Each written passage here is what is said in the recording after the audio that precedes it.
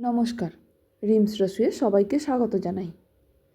আজ বাড়িতেই বানিয়ে নেব একদম দোকানের মতো ভেজিটেবল চপ।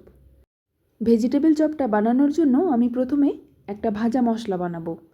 তার জন্য আমি নিয়েছি একটা তেজপাতা, একটা শুকনো লঙ্কা, এক টুকরো দারচিনি, 3টে ছোটো এলাচ, 15 থেকে 20টা গোলমরিচ, 1 চা চামচের একটু কম জিরে, 1 চা চামচ ধনে।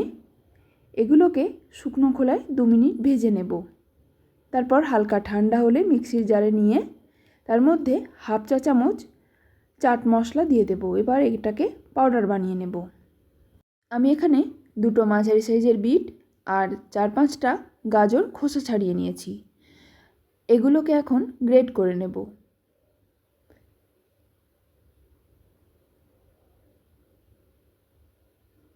গাজর আর বিটটা গ্রেট করা হয়ে গেছে। এবার নিয়ে নিয়েছি 2টো সিদ্ধ করা আলু। আলুটাকে আমি স্ম্যাশ করে নেব।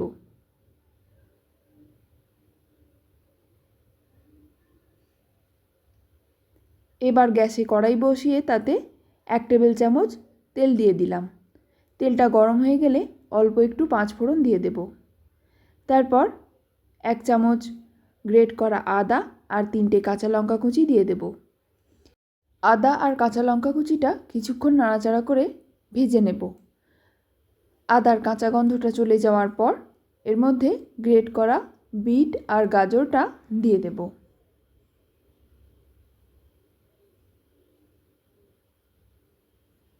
বিট গাজরটা দেওয়ার পর নাড়াচাড়া করে কিছুক্ষণ ভেজে নেব।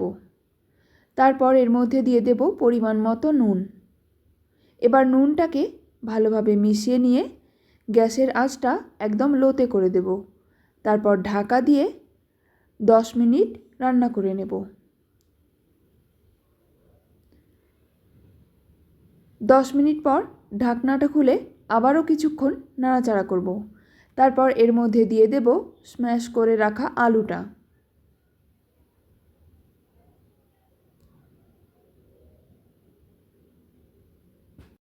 বিট আর গাজরের সঙ্গে আলুটাকে খুব ভালোভাবে মিশিয়ে নেব।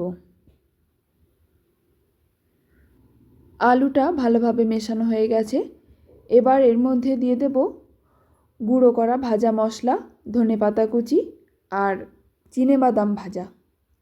বাদামটা দেওয়ার সময় ক্যামেরা অন করতে ভুলে গিয়েছিলাম, তাই দেখানো হয়নি। এবার সব একসঙ্গে খুব ভালোভাবে মিশিয়ে নামিয়ে নেব। পুর তৈরি হয়ে গেছে। আপনাদের যদি মনে হয় যে পুরটা এখনও নরম রয়েছে, তাহলে এর মধ্যে অল্প ব্রেড ক্রাম্বস অথবা কর্নফ্লাওয়ার মিশিয়ে নিতে পারেন। পুরটা আমি একটা থালায় নিয়েছি। এখানে নিয়েছি অল্প একটু শুকনো ময়দা আর জল দিয়ে একটা স্লারি বানিয়ে নিয়েছি। আর এখানে নিয়েছি ব্রেড ক্রাম্বস। এটা ঘরে বানানো ব্রেড ক্রাম্বস। পাউরুটিকে মিক্সিতে গুঁড়ো করে কড়াইতে কম আঁচে 5 থেকে 7 মিনিট নাড়াচাড়া করলেই তৈরি হয়ে যাবে। এবার চপগুলো বানানোর জন্য প্রথমে পুরটাকে আমি ভাগ করে নেব। এরপর একটা ভাগ নিয়ে প্রথমে শুকনো ময়দা দিয়ে কোট করে নেব।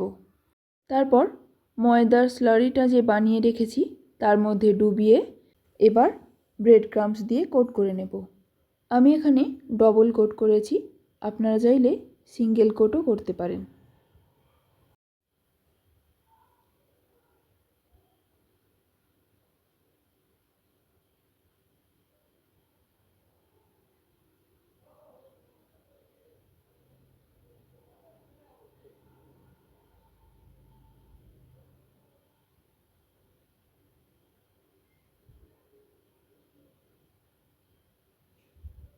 একটা ভেজিটেবল চপ তৈরি। এইভাবেই সবগুলো বানিয়ে নিয়েছি।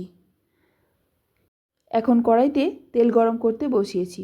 তেলটা গরম হয়ে যাওয়ার পর একটা একটা করে চপ দিয়ে সোনালি করে ভেজে তুলে নেব। এক পিঠটা ভাজা হয়ে যাওয়ার পর আস্তে আস্তে উল্টে দেব। সুন্দরভাবে ভাজা হয়ে গেছে। এবার চপগুলোকে তুলে নেব। বাকি চপগুলো একই রকমভাবে ভেজে নেব। ভেজিটেবল চপ তৈরি।